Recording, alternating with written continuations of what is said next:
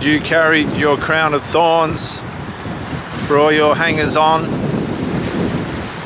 enabling their dysfunction and rewarding yourself for it, psychologically enabling yourself to be dysfunctional through you bringing dysfunction to others. You're rescuing and all this other stuff which you thought was parenting or friendship was solely just enabling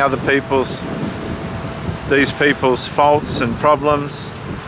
You weren't pushing them into a place of wisdom where they could be motivated to bring about change for themselves. You stroked your own ego through this, and this gave you permission to be an addict or whatever you were, drunk, or your pride, selfishness and other things washed over you, and you were deceiving people because you weren't doing it for them, you were doing it for the money, you were doing it for the entitlement, you were doing it for the way in which it was making you look, you were doing it for the little goodies that come with it. Very windy here today, viewers. 2 hours of water sport today. You were grandizing yourself, your ego, through what you thought was helping people, but only partly it was helping people. The rest of it was vanity. It was just supplying your addictions and your habits in the emotional realm and physical realm, where you needed to feel like you had status by the things that you did, but you didn't.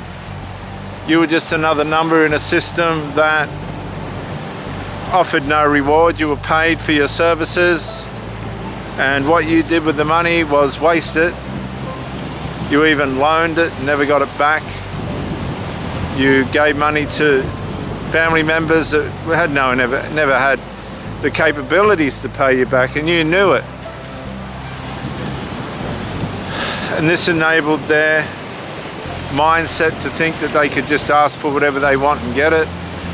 And then you began, despite your enmeshments with these infantile people that you had raised and that you had brought into the world, then you decided that it was your turn to have a decent, proper relationship, of which you weren't really capable of because you'd never really had one at all in the past. It was all transactional relationships built on exchanges and permissions that led to dysfunction and breakdown anyway.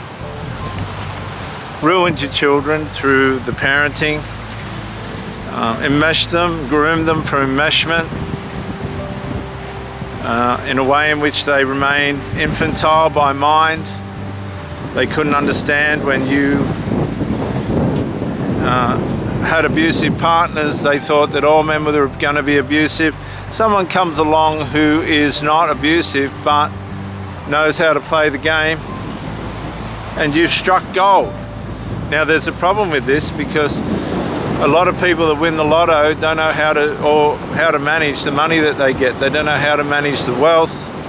They don't know how to manage the amount of money that they have. They get people befriend them and steal it. They waste it. They give it away. Before you know it, it may as well have not won lotto at all. This is what a lot of people do with relationships. They get once in a lifetime chances. They get opportunities with people that will never ever happen again. There's no way this opportunity or any opportunity like the one that you've squandered or they squander will ever happen again. It's not going to happen again. It was by accident in the first place.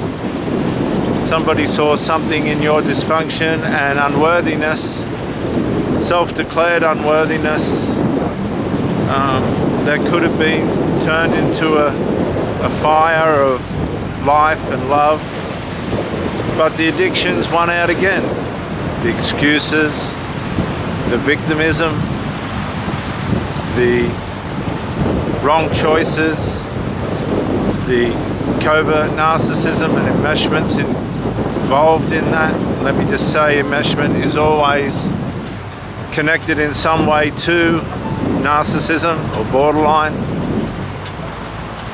It's always connected to the sinful nature. Sinful nature being that which we're born with. People try and put an age on when narcissism and all this takes root in a person's life. Ladies and gentlemen, it takes root at birth. We have all sinned. We're born with sin. The Bible tells us this. We all have sinned and fall short of the glory of God. David said, I'm born into sin. We were all born into sin, the Bible says. For those of you who don't believe in the Bible, just take a look around. Just take a look at what you've done to people and what people have done to you.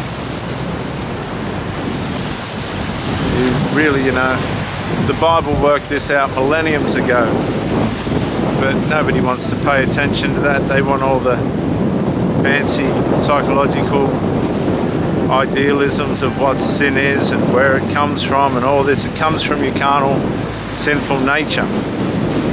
You want to get to the root of the problem. That's why sinful people aren't real keen on Christian people or people that are chosen, because in the spiritual realm they know that the Christians are supposed to know about the sinful nature.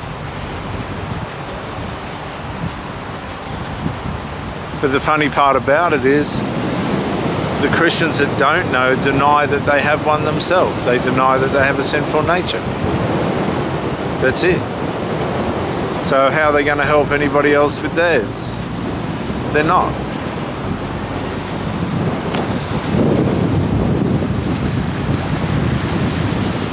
So many of you have been duped by people that you tried to love and they tried to love you, but it was never going to happen because the domestic formations and ways in which these people's characters were formed weren't able to allow that to happen. They've been damaged in their childhoods and in the ways in which they were raised. They might have even been spoiled. Don't think spoiled's any less harmful than being abused. You have a lot of golden children running around that have no idea beyond themselves, and they're ruining people left, right and centre who think they can love them, not knowing that these people have been grandized to such an infantile state. They'll never grow up and they'll always be dependent on their mummy or their daddy. These people are real, they're all around us, they're dysfunctional, and they cause harm. They enable all sorts of sin through rescuing people. They grandize drug suppliers and all these. They make them important when they're not. They've got all their priorities wrong. And as I said, they meet someone that can change their life and they abuse that as well. It's one abuse after another, because they're abusing themselves. That's how narcissism works. That's how the sinful nature works. It's all a form of self-abuse which turns into the abuse of others. And we can label ourselves as being unworthy or unable. That's all rubbish. If you're inspired enough by your hurt and pain, you'll change your ways, and you'll change them pretty quick, because you won't want to be battling it out against yourself. A lot of you people live in escapism. That's what drugs and alcohol are for. And then you'll use sex as a enhancer as well for your escapism. But many people are waking up to this now, and you're being found out.